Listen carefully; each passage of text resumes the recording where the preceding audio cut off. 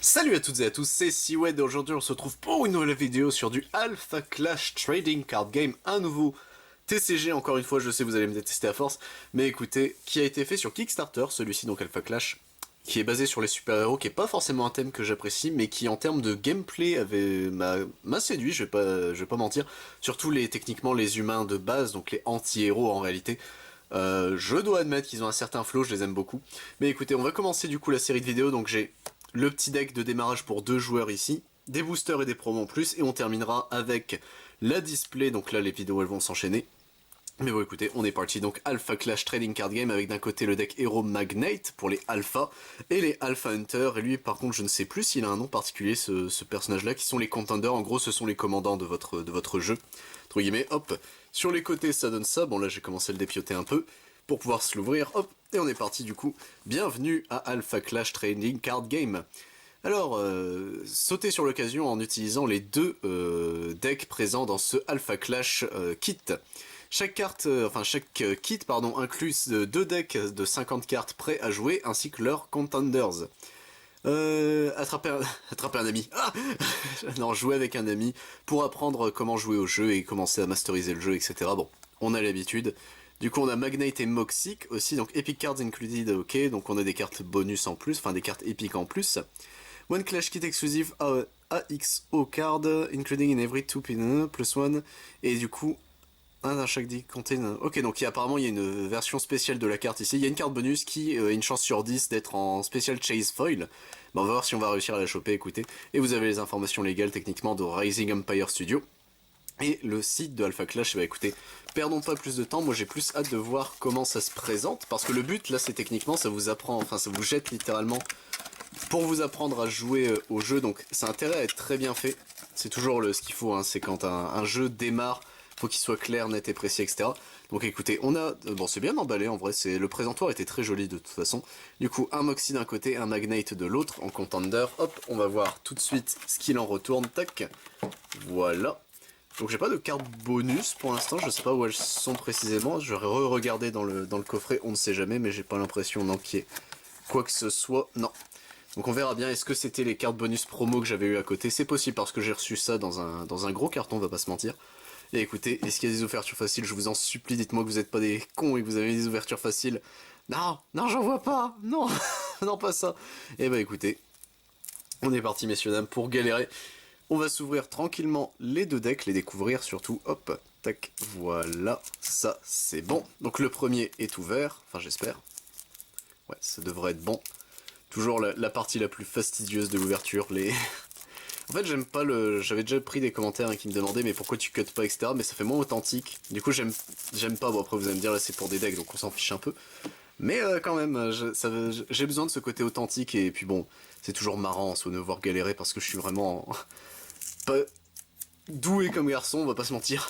Hop, voilà, tac, ça c'est bon, allez veux-tu bien, petit, allez, allez pour la France, allez petit. Hop, voilà, c'est bon, j'ai réussi à ouvrir, tac. Ok, le deuxième deck est prêt, on va pouvoir regarder ça tranquillou bilou. Mais écoutez, d'abord, un premier truc, tac, c'est surtout le design des cartes. Donc là, bon, c'est une carte en foil, le Magnate Awaken en contender. Et écoutez, le dos des cartes est quand même sacrément stylé, hein, en vrai. Comment ça, la caméra a détecté un visage, très bien, faudrait que tu m'expliques où, hein. Mais... je regarderai, mais écoutez. Du coup, comment ça se lit, c'est techniquement, vous avez Contender ici avec son nombre de points de vie. Le premier effet qu'il a quand il est full vie, techniquement, donc quand il démarre le jeu. Et le deuxième effet qui est techniquement un critical, en gros, c'est un effet qui se déclenche en plus quand on est à moins de points de vie. Mais du coup, ça se présente comme ça, pardon. Et techniquement, vu que c'est un contender en vert, vous pouvez jouer que des cartes en vert, si je me souviens bien de comment ça se passait. Et bah écoutez messieurs dames, c'est parti pour la présentation des decks du coup. Le premier contender, Magnate Awaken, donc tant qu'il a au moins 30 points, enfin 30 points de vie ou moins, toutes vos Alpha Clash cards que vous contrôlez gagnent plus 0, plus 1, donc techniquement c'est une 1-1, c'est bien. En vrai c'est plutôt cool. Et pour 10 ou moins quand il a de points de vie, une fois par tour durant votre primary phase, vous pouvez engager cette carte si vous le faites, l'adversaire ciblé défausse une carte. Ok, simple, basique, efficace. Et c'est une 1-0 en termes de stats. Ok. Techniquement, pour savoir le niveau de rareté, c'est le petit symbole qui est ici. Ça, je vous avoue, par contre, je ne sais pas techniquement. Non, ça, je ne saurais pas vous dire précisément lesquels il s'agit. Hop. Du coup, Amazon Rainforest ici donc pour 1. En trigger, lorsque cette carte entre en jeu, vous pouvez piocher une carte durant la draw step de chaque joueur de l'expansion phase de chaque joueur, il pioche une carte supplémentaire, puis défausser une carte. Ok, c'est plutôt sympa, je suppose on l'a en x2, ok d'accord. New York City, ici la carte est très belle. Écoutez donc, qui est... Hop, j'essaie de le rapprocher pour que vous puissiez lire à peu près, ouais je pense que là c'est à peu près lisible, hop. Donc New York City qu'on a en x2, ok. Sonoro ici qui est un membre des Clash, enfin des Alpha, ok. Hop, tac, qu'on a en x4 je suppose, ouais on l'a en x4, c'est un Vanilla 4, enfin qui coûte 4 donc écoutez pourquoi pas. Magnate ici, Cunning Planer ici, ok. Donc c'est un trigger en defeat, vous pouvez piocher, ok, une carte, donc lorsqu'il est vaincu vous piochez une carte, c'est plutôt cool. Hop, on l'a en x4. Magnate's Plan ici, donc le plan de Magnate. Donc envoyer n'importe quel accessoire à l'Oblivion, d'accord. Bon bah au moins c'est clair, net et précis. Pour 2, hop, la carte on l'a en x3, ok. Power Overflowing pour 0, vous pouvez jouer cette carte si votre contender est un alpha vert. De cibler le contender ou la clash card que vous contrôlez, elle gagne +2/+2 jusqu'à la fin de ce tour, puis vous piochez une carte. Oh c'est bien. Oh, c'est même très fort. La carte on l'a en x4 aussi, ok. Hop, Destructive Arrival, ici donc en counter attack, vous pouvez envoyer le Send Target Attacking Clash Card with an... Oh, vous pouvez envoyer la carte enfin la Clash Card qui attaque avec un pouvoir de 2 ou moins à l'Oblivion, c'est plutôt bien, c'est même fort. Hop, la carte elle est en x4 également, ok. The Avenging Guy ici donc pour 2, avec un trigger, choisissez un Clash Card que vous contrôlez, elle gagne +2/+1 jusqu'à la fin du tour, c'est plutôt bien aussi, ouais, c'est vraiment sympa, ok. Hop, tac, on l'a en x3. Magnate Strap ici, donc qui est un piège, ok, un accessoire, ok. Ici, hop, qu'on a en x4, je suppose, non, x3, ok. Menacing Magnate ici, donc Breakthrough, donc cette attaque, attacking clash card deals excessive clash damage to an opponent. Il fait cette attaque, ok, en gros, là, le piétinement, ok, et elle a le vol, ok, bon, au moins c'est clair, net et précis. Ça, c'est plutôt simple. On l'a en x4, oh, ça c'est bien par contre. Magnate Ready to Fight ici, donc on l'a... Là c'est un bon gros Magnate, un Vanilla, mais écoutez, qu'on a en x3 je suppose, ouais c'est bien ça. Magnate Gamma Spear ici, donc qui est une action basique, ok, Target Magnate, Contender ou Magnate Clash Card. Il gagne +1/+0 jusqu'à la fin de ce tour, puis vous piochez une carte, simple, basique. Ça a l'air d'être un gros bourrin quand même le Magnate, hein, je pensais pas. Ici Sonoro de Fierce Fighter, ici un autre Sonoro. Donc trigger, lorsqu'il entre, vous pouvez vous pouvez envoyer n'importe quel clash card que vous contrôlez à l'Oblivion. Si vous le faites, choisissez un alpha clash card de votre Oblivion avec un initial resource cost of 2 or less et mettez-le en jeu. Oh c'est bien. En gros ouais, techniquement tu peux en envoyer un autre pour en récupérer un, c'est plutôt cool. La carte on l'a en x4 aussi, c'est bien. Magnate Unwearing Might ici, il est plutôt stylé comme ça, le bougre à choper le rocket comme ça dans les mains. Mais écoutez, si vous contrôlez 4 ou plus Magnate Clash Card, you may pay... Ah bah on peut la jouer gratos, quoi, c'est ok, c'est giga fort. Trigger Hunter, vous pouvez piocher une carte, vous ne pouvez utiliser qu'un seul Magnate Unawake Might par tour, ok. Ce qui est plutôt logique parce que c'est quand même giga fort. La carte on l'a en x3. Derrière on a du coup, j'arrive pas à lire, alors attendez, Magnate the Undisputed, ok ici, donc pour 8, la carte est plutôt belle, hein, vraiment elle est plutôt stylée, le foil etc. Moi j'aime beaucoup cet effet gloss techniquement, mais le nom j'ai juste eu du mal à le trouver, mais bon ça c'est parce que je suis pas encore habitué aux cartes surtout. Oh Factor 2, donc lorsque cette carte entre en jeu, toutes les clash cards que vous ne contrôlez pas gagnent -2, -0 jusqu'à la fin de ce tour, c'est fort. Breakthrough du coup c'est le piétinement de Magic. Undisputed, this clash card can be defeated during a clash on your turn, donc il ne peut pas perdre de combat, c'est fort. Si vous contrôlez 2 ou plus Magnate Clash, vous pouvez réduire les ressources de cette carte par 1. Ok, c'est bien. En vrai, c'est vraiment cool. Et lui, on l'a du coup en x4, x3 pour terminer le deck. Ok, le Magnate, donc c'est un gros deck bourrin. Ok, ce qui est plutôt logique en soi. Je suppose que l'autre va être un peu plus contrôle, généralement c'est comme ça que ça marche, mais écoutez. Hop, donc ça c'était notre premier deck. Et on va pouvoir passer au deuxième. C'est parti du coup avec les Moxie. Donc écoutez, Moxie Ready to Hunt, donc les Alpha Hunter en Contender, donc il a 30 points de vie, 30 tous les Alpha Hunter Clash Cards que vous contrôlez, mais attache... Oh, peuvent avoir un équipement en plus, c'est bien, c'est vraiment bien. Pour 10, une fois par tour, durant votre primary phase, vous pouvez attacher un weapon que vous contrôlez à un Alpha Hunter Clash Card que vous contrôlez sans payer son coût de weapon à attacher, c'est bien. Il est vraiment cool, techniquement son ultimatum, il est vraiment cool. Denver ici, donc la ville de Denver, pardon. Donc les Alpha Clash et les... Alors ça je ne sais pas ce que c'est. Gagne +1/+0 et en trigger vous pouvez piocher 2 cartes puis défausser une carte. Ok, c'est simple, basique. Hop, c'est un Clash Ground. United pardon, Nations Headquarters, ok, hop. On le voit Fight Magnet justement, donc bah, pourquoi pas. Captain Maxine Riggins ici, donc c'est une vanilla pour 1, ça c'est bien.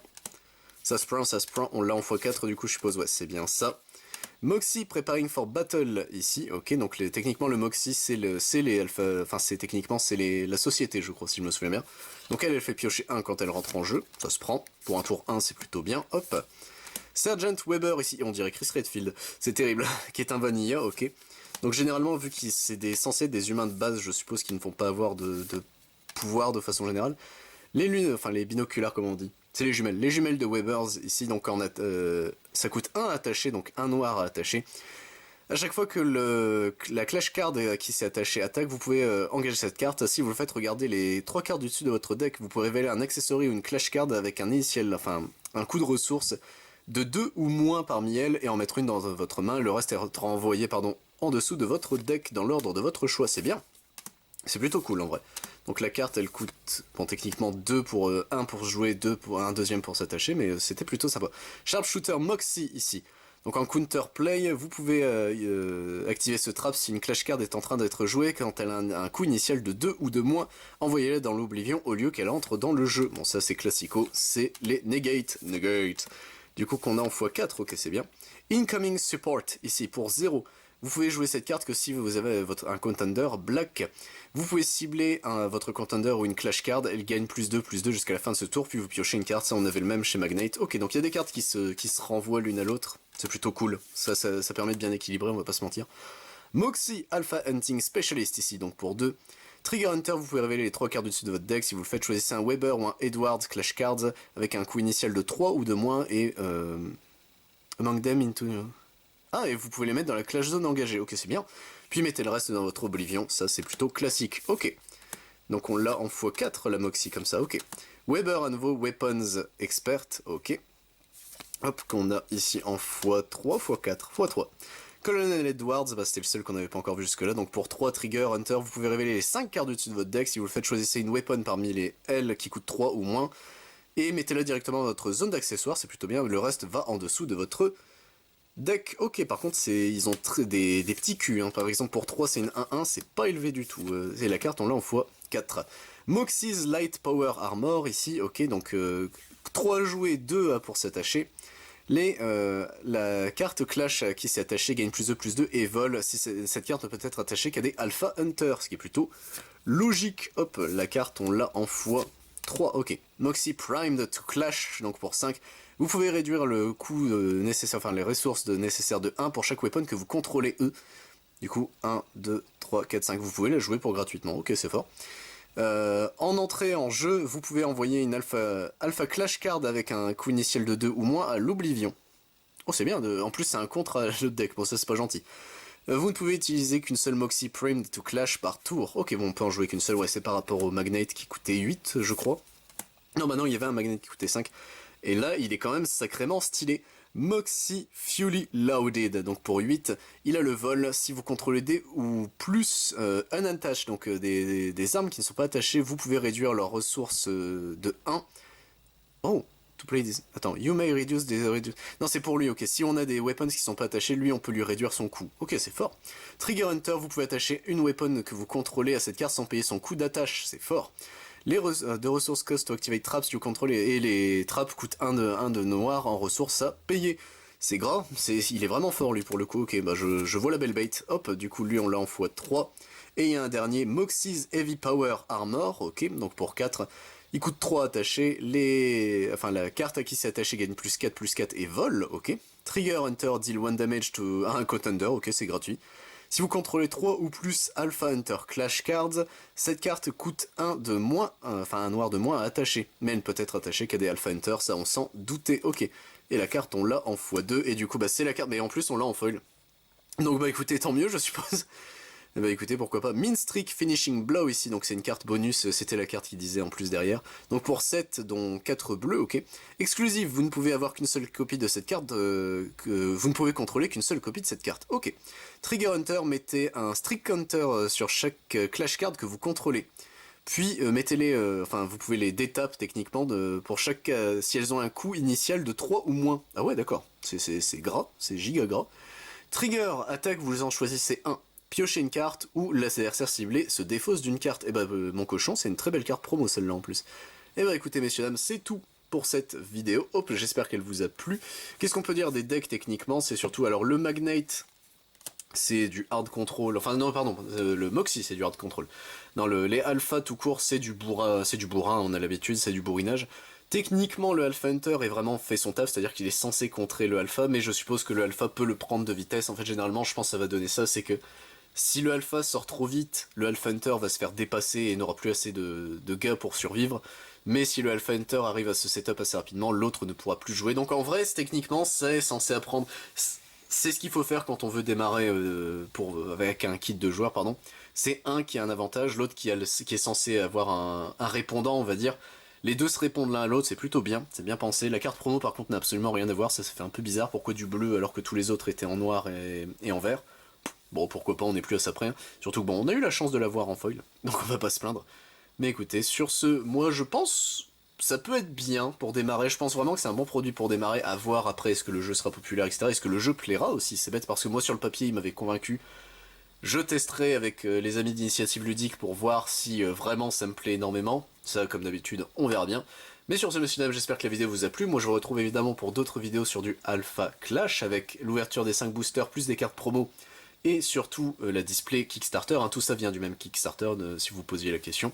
Moi, j'espère vous retrouver pour ces vidéos-là, mais également, si ça vous intéresse, sur la chaîne, je ne fais pas que ça. Je fais également du Bakugan, du Digimon, du Dragon Ball Super, du Final Fantasy, du Lorcana dès qu'il sera disponible, du Magic the Gathering, du One Piece, du Pokémon, du Yu-Gi-Oh! Et du Yu-Gi-Oh! Rush Duel. C'était Seawed. A plus tout le monde.